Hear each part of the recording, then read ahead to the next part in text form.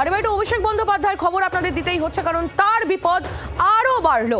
জাল সার্টিফিকেট চক্রের সঙ্গে এবার তার যোগ মিলেছে। বারুইপুর এসপি অফিসে ইতিমধ্যেই অভিযোগ বিজেপি নেতা অভিজিৎ দাস ববির।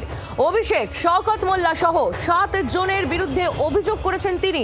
আরো বিপদ বাড়লো অভিষেকের। একের পর এক মামলায় জড়িয়ে পড়ছেন অভিষেক বন্দ্যোপাধ্যায়। এবার জাল সার্টিফিকেট চক্রের সঙ্গেও তার যোগ রয়েছে বলে অভিযোগ। বারুইপুর এসপি অফিসে ইতিমধ্যেই অভিযোগ জানিয়েছেন বিজেপি নেতা অভিজিৎ দাস ববি। বিক্রম দাস আমাদের প্রতিনিধি, আরো আপডেট আমাদের দেবেন। বিক্রম, অভিষেক বন্দ্যোপাধ্যায় এবার জাল সার্টিফিকেট চক্রের সঙ্গেও তার যোগ, কি অভিযোগ? দেখো, তোমাকে যেটা জানাবো যে বারুইপুর জেলা পুলিশের যে অফিস, সেখানে ইতিমধ্যেই অভিজিৎ দাস বিজেপি নেতা তিনি অভিযোগ করেছেন যে অভিষেক বন্দ্যোপাধ্যায়, শওকত মোল্লা তারা কিন্তু ইন্টারস্টেট জাল সার্টিফিকেটের একটি চক্র চালিয়েছেন। সেই চক্রের শীর্ষে ছিলেন অভিষেক বন্দ্যোপাধ্যায় এবং শওকত মোল্লা, এমনটাই অভিযোগ অভিজিৎ দাসের। এবং তার এই লিখিত অভিযোগ পাওয়ার পরই আমরা যেটা জানতে পারছি যে জীবনতলা থানায় কিন্তু নির্দিষ্টভাবে এফআইআর স্টার্ট করা হয়েছে অভিষেক বন্দ্যোপাধ্যায়, শওকত মোল্লা, সুমিত রায়, অয়ন ঘোষ দস্তিদার, খোকন বেহেরা, স্বপন সর্দার এবং আননোন রেজিস্টার্ড পার্সোনালদের বিরুদ্ধে।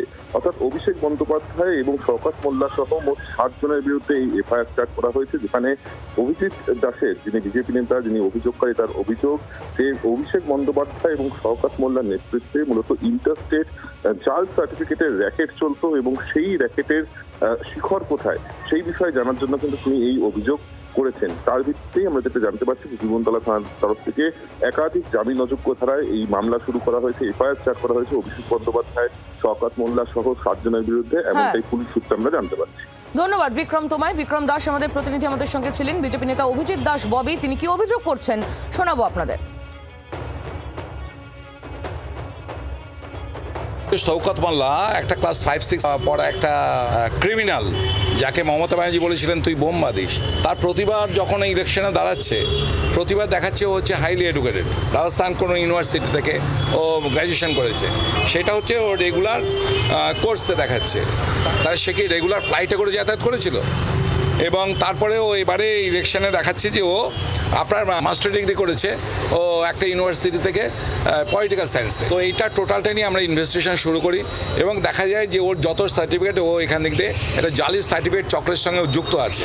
তাই আমি এসপি অফিসে এবং কপি টু জীবনতলা থানায় দিয়ে গেলাম এবং এসপি বলেছেন এটা একটা উচ্চপদস্থ পুলিশ আধিকারিককে দিয়ে টোটালটাই তদন্ত হবে। যেহেতু অভিষেক ব্যানার্জির দুটো হাত, একটা হচ্ছে জাহাঙ্গীর এবং শওকত মোল্লা, তো শওকত মোল্লার সঙ্গে অভিষেক ব্যানার্জির কোনো লিঙ্ক আছে কিনা এই ফেক র্যাকেট চক্রের সঙ্গে, এবং অভিষেকের যে আরও যারা পিএ আছে, সুমিত, অয়ন ইত্যাদিরা যুক্ত আছে কিনা, এই সকলের নাম করে আজকে কমপ্লেন জমা দিয়ে গেলাম।